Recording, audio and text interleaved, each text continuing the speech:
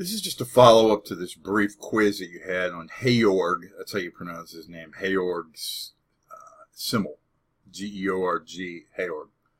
A lot of folks got this right. When he was talking about the stranger, he's not talking about therapist or the guy who knocks at your door or somebody you don't know. That's great if that's your opinion, but we're not writing necessarily reaction papers. I'm looking for you to articulate, the theory and how you can apply that theory to some example, whether you agree with the example or not. Many of you got this correct. The stranger is some group of people that exist within and without of society at the same time, and they don't have power. When he talked about their being excluded and so forth, that's what we're talking about. We're not talking, occupational categories or somebody you don't know. Those are psychology. Those are psychological and sort of like, those are incidental to what we're talking about here.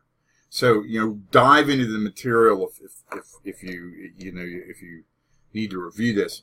The people who articulated this correctly identified a number of groups who have existed in this society for a very long time, but who are there's some degree of power differentiation or marginalization that Simmel indicates is inimical to the stranger, right?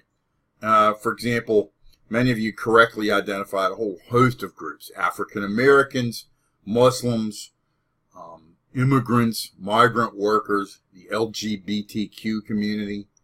These are all groups that have existed within society in the United States for hundreds of years. Of course, we know the history of African Americans goes back to 1607 what was the precede the United States in terms of the colonization of the United States. Muslims have been in this country since 1822. LGBTQ people having, for the first time in history, some of the meager tools necessary to define themselves, in terms of, having citizenry and political status. Of course, have been here historically, since the beginning. And immigrant workers and immigrants in general, that everybody in the United States is some sort of an immigrant, forced or voluntary, save for Native Americans who were the first people here, right? And they have been marginalized and are considered, have been strangerized, if you want to use this term. So that's the point that Simmel was getting at. Most people do a great job of identifying that. If not, review it. Review this. This isn't a psychology exercise or an exercise in our opinions, but in what Simmel is trying to tell us.